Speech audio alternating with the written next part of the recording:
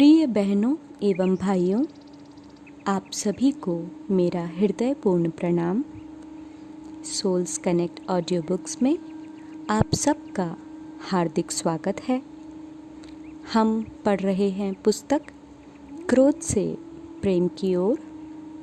आज हम इसके अध्याय 12 हृदय की कीमिया को आगे पढ़ेंगे। तो चलिए आप और हम मिलकर इसे पढ़ना आरंभ करते हैं। क्रोध से मैत्री, मेकिंग फ्रेंड्स विथ एंगर। मेरे जीवन के अधिकांश भाग में क्रोध की उग्र भावना दुख, निराशा और भ्रम में डूबी रही। मैं स्वयं को अकेला और आहत महसूस करती थी और लोगों द्वारा नीचा दिखाए जाने के कारण मेरा हृदय फट जाता था। अपने बचाव के लिए मैं स्वयं को उन लोगों की ओर से अलग कर लेती थी जिन्होंने मुझे निराश किया या चोट पहुंचाई। मैं उन लोगों के प्रति क्रोधित नहीं होती थी, बस निराशाग्रस्त और आहत महसूस करती थी। मैं हमेशा से ही यह जानती थी कि उन्होंने वही किया है जो वे सबसे अच्छा कर सकते थे, और यह भी कि उनका व्यवहार केवल मेरे प्रति ही बुरा नहीं था। मैं उनकी कमियों को स्वीकार करते हुए उन्हें प्रेम कर सकी, लेकिन अपने टूटे हुए दिल को नहीं संभाल पाई। इस प्रक्रिया के बारे में सजग हो जाना और अपने मनस पर पड़ने वाले इसके लगातार और सूक्ष्म प्रभाव के आवरणों को हटाना मेरे लिए एक मनोवैज्ञानिक स्वतंत्रता यानी साइकोलॉजिकल लिबरेशन की भांति था। क्रोध के आंतरिक टकराव में अब भारीपन नहीं है, बल्कि जिन चीज़ों में बदलाव की आवश्यकता है उन्हें ढूंढने में यानी एक्सप्लोर करने में यह उत्प्रेरक यानी कैटालिस्ट का कार्य करता है। इससे संभावनाओं का एक नया क्षेत्र खुल गया है। इन दिनों यह आंतरिक टकराव भी कम हो गया है और इसकी तीव्रता भी। यह भारी से हल्का होते हुए अब सूक्ष्म हो गया है। अब मैं और अधिक गहनता के साथ जागरूक बनी रहती हूँ और यह भी जान पाती हूँ कि मुझे अपने अंदर क्या बदलाव लाने हैं। क्रोध पर कार्य करना, वर्किंग विद एंगर। यह रूपांतरण यानी ट्रांसफॉर्मेशन लगातार चलने वाले एक आध्यात्मिक अभ्यास के कारण हुआ है। मैं विगत 30 से अधिक वर्षों से हार्टफुलनेस का अभ्यास कर रही हूँ। क्रोध अब विकसित होने का एक साधन यानी टूल बन गया है। जब मैं अपने हृदय में टकराव का अनुभव करती हूँ तो यह मेरे लिए कुछ जानने का समय होता है। यह किस कारण हो रहा है? क्या मुझे किसी चीज़ को छोड़ना है? क्या बदलाव किया जाना है? बदलाव लाने के लिए मैं क्या संकल्प ले सकती हूँ? मैं किन आदतों और वृत्तियों पर कार्य कर सकती हूँ? ऐसा नहीं है कि मैं पहले से कम क्रोध का अनुभव करती हूँ, बल्कि अब संवेदनशीलता बढ़ गई है। मुझे 1 मिनट के लिए भी यह नहीं लगता है कि जो रूपांतरण हुआ है वह स्वयं के प्रति सचेत रहने यानी सेल्फ अवेयरनेस या आत्मनिरीक्षण यानी इंट्रोस्पेक्शन के कारण हुआ है। ये तो केवल परिणाम है। आंतरिक आध्यात्मिक कार्य अधिक गहरे स्तर पर होता है। हमारे अवचेतन में स्पंदन के स्तर पर नियत कर्मफलों व संस्कारों का निकाला जाना। जैसे जैसे ये निकलते जाते हैं, इनसे जुड़े अनुभव व आदतें अक्सर चेतना के स्तर पर आने लगती हैं। कभी कभी कोई नकारात्मक आदत असाधारण रूप से विलुप्त हो जाती है, जैसे कोई जादू हो। इस प्रक्रिया में 2 यौगिक तकनीकों की सहायता ली जाती है जो एक दूसरे की पूरक हैं, प्राणाहुति और सफाई, यानी ट्रांसमिशन एंड क्लीनिंग। वास्तव में सफाई यानी क्लीनिंग एक तरह की आध्यात्मिक शल्य चिकित्सा यानी स्पिरिचुअल सर्जरी है, जिसमें अवरोधों और जटिलताओं को चेतना के फलक यानी कैनवास से बाहर निकाला जाता है और इसको भरने एवं इसका पोषण करने के लिए इसमें प्राणदायिनी प्राणाहुति यानी ट्रांसमिशन का संचार किया जाता है। ये तकनीकें मानसिक पहुंच से परे जाकर कार्य करते हुए सीधे चेतना के क्षेत्र में स्पंदन के स्तर पर शुद्धिकरण करती हैं। उदाहरण के लिए, एक दिन ध्यान करते समय मुझे एक अनुभव हुआ और मैंने दाजी को लिखा, आज का दिन बहुत कठिन था। कुछ दुर्भाग्यपूर्ण घटनाओं के कारण मेरी दशा बिगड़ी हुई थी, जिससे आज सुबह मैं ठीक से ध्यान नहीं कर सकी। लेकिन फिर कुछ अद्भुत घटित हुआ। मैंने शाम को एक प्रशिक्षक से ध्यान सत्र के लिए निवेदन किया और जैसे ही मैंने अपनी आंखें बंद की, अपनी संरचना के केंद्र में एक अग्नि की चेतना का अनुभव किया जो स्तंभ के रूप में निकलकर ऊपर की ओर बढ़ रही थी। प्रज्वलन स्पष्ट रूप से दिखाई दे रहा था, जिससे लेज़र की भांति स्पष्टता आ गई थी। जब दिन भर के अनुभव साफ हो रहे थे, तब उस समय कोई मानसिक विश्लेषण नहीं हो रहा था, केवल शुद्धता थी और अविश्वसनीय स्पष्टता।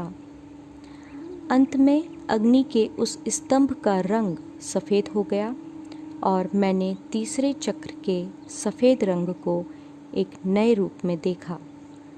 इसके बाद यह पारदर्शी हो गया, यद्यपि यह पूरी तरह से ऊर्जा से भरा हुआ था, शक्तिहीन शक्ति। क्रोध के इस सत्व यानी एसेंस में कोई भावना या बल नहीं था। दिन भर की निराशा और कुंठा अग्नि द्वारा साफ कर दी गई थी। सब कुछ भट्टी में झोंक दिया गया था, नाटक के सभी पात्र। मैं शब्दों में इसे ठीक प्रकार से व्यक्त नहीं कर पा रही हूँ। दाजी का उत्तर था, अग्नि क्रोध को रूपांतरित कर देती है। यह दूसरे सभी अनावश्यक अवरोधों को और अहंकार को भी जला सकती है। इस स्थिति का मानसिक विश्लेषण किया जाना आवश्यक नहीं था और ना ही यह जानना कि किसने क्या किया। ध्यान के एक ही सत्र में सब कुछ भस्म हो चुका था।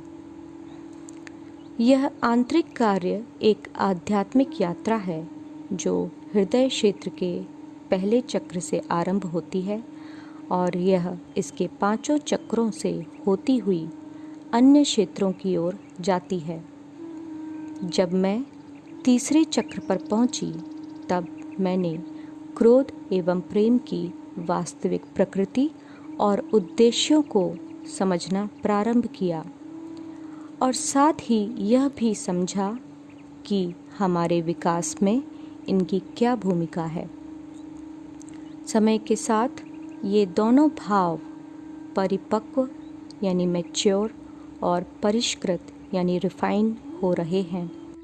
लेकिन तीसरा चक्र प्रेम और क्रोध के परिष्करण का संदर्भ बिंदु यानी रेफरेंस पॉइंट बना हुआ है और वहाँ उपस्थित अग्नि तत्व यानी फायर एलिमेंट शुद्ध करने का अपना कार्य तब तक जारी रखेगा जब तक जलाए जाने हेतु कुछ शेष बचा हुआ है।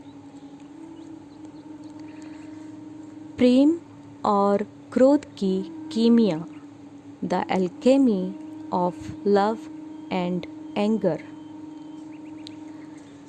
कीमिया या कीमियागिरी यानी एल्केमी एक प्राचीन दर्शन तथा व्यवसाय था जिसमें साधारण धातुओं को स्वर्ण में बदलने का प्रयास किया जाता था।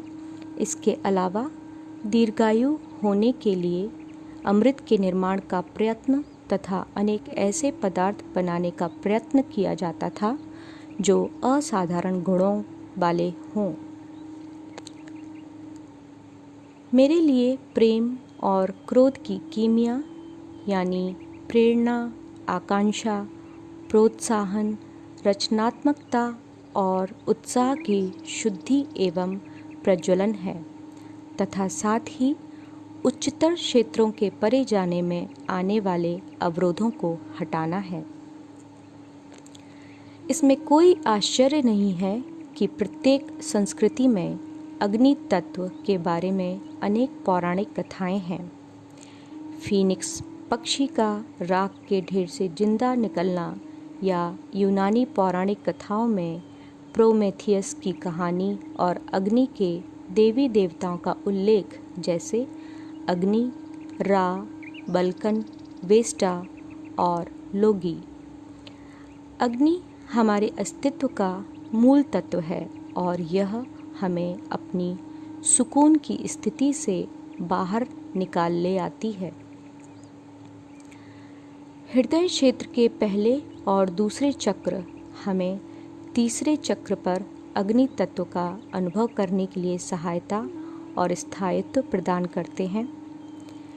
पहला चक्र पृथ्वी तत्व और संतुष्टि की उस भावना से संबंधित है जो उस समय आती है जब हम अपनी सांसारिक इच्छाओं को त्यागते हैं।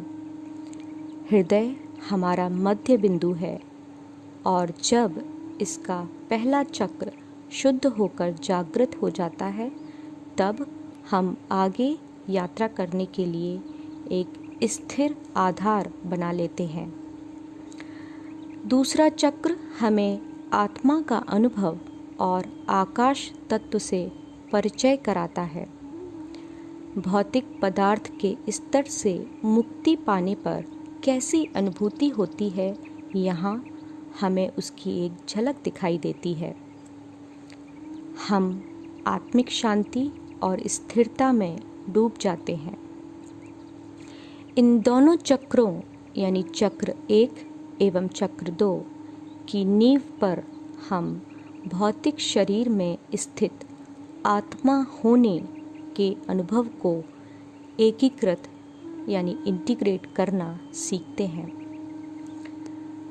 इसके बाद जब हम तीसरे चक्र की ओर यात्रा प्रारंभ करते हैं तब हम प्रेम और क्रोध की दिव्य भावना पर अधिकार प्राप्त करना प्रारंभ करते हैं। अग्नि अस्थिर और रूपांतरण करने वाली होती है। कभी कभी यह दर्दनाक होती है तो कभी अति आनंददायक। यह अहंकार को दोनों दिशाओं में झुलाती है, जैसे इलास्टिक का खिंचना और झटके से वापस आ जाना, जब तक कि हम दोनों सिरों को नहीं छोड़ देते हैं। इस प्रक्रिया के बिना हम आगे नहीं बढ़ सकते। प्रेम और क्रोध वे साधन हैं जो हमें इस यात्रा में सहायता प्रदान करते हैं, लेकिन इनमें से दोनों ही अंतिम बिंदु नहीं हैं। अंत में वे अपने ही सूक्ष्मतम रूप में विलीन हो जाते हैं। जब हम हृदय में केंद्रित रहते हैं तब इस अस्थिर तत्व का अनुभव पूरी तरह से स्वाभाविक रूप में होता है। यह कीमियागिरी है, जैसे प्राचीन प्रतीकात्मक कथाओं में फीनिक्स पक्षी राख के ढेर से उठकर बाहर आ जाता है। हमें हमारे रचयिता ने कितने सुंदर ढंग से गढ़ा है।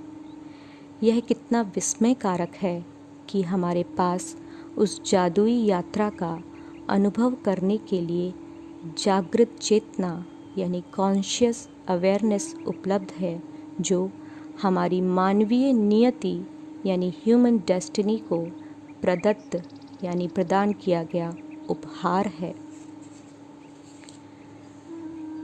अंत में सारतः एलिजाबेथ के सुझाव हैं। क्रोध का प्रारंभ हृदय में कंपन युक्त टकराव यानी फ्रिक्शनल वाइब्रेशन से होता है। जब विचार और भावनाएं इस कंपन में जुड़ने लगती हैं, तब यह उसमें फंस जाता है और बहुत प्रबल हो जाता है। बच्चे इन स्पंदनों को पढ़ना जानते हैं। याद करने का प्रयत्न करें जब आप पहले इसे स्वाभाविक रूप से कर पाते थे। स्वयं से प्रश्न करें, ये कंपन मुझसे क्या कह रहे हैं? क्रोध को कभी समाप्त नहीं किया जा सकता। इसका एक विकासपरक यानी एवोल्यूशनरी उद्देश्य है। क्रोध और प्रेम अग्नि तत्व के माध्यम से जुड़े हुए हैं। यह हृदय के तीसरे चक्र का तत्व है और अहंकार का मानसिक कार्य है। ये दोनों भावनाएं हमें आगे ले जाती हैं। ये अहंकार को परिष्कृत करती हैं व अवचेतन को प्रकाशित करते हुए वहाँ पहले से बने पैटर्न रूपी अंधियारे को हटाती हैं। अग्नि हमें अपनी सुकून की स्थिति से बाहर निकालती है।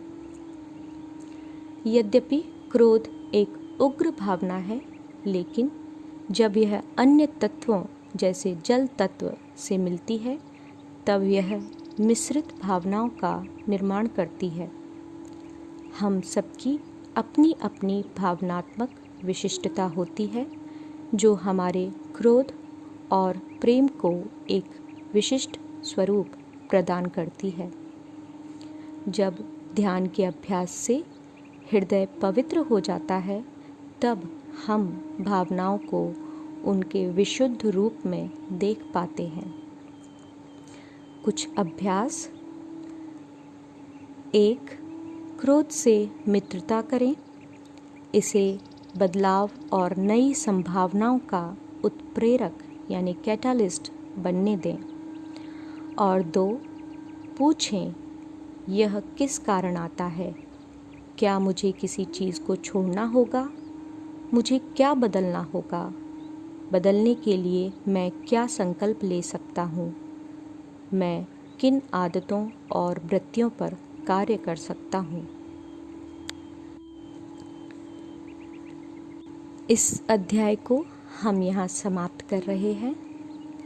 अगले अध्याय को लेकर हम अगले सत्र में आपसे शीघ्र ही मिलेंगे। इस अध्याय में आपको सबसे अच्छा क्या लगा, जिसने आपको प्रभावित किया, यह आप अपनी डायरी में नोट कर सकते हैं और चाहें तो हम सभी के साथ शेयर भी कर सकते हैं। हमारे साथ बने रहने के लिए आप सभी का हृदयपूर्वक धन्यवाद एवं आभार। कृपया इस चैनल को सब्सक्राइब करें, लाइक करें, शेयर करें, कमेंट करें और नई नोटिफिकेशन के लिए बेल आइकन को प्रेस करें। आप सबका बहुत बहुत धन्यवाद।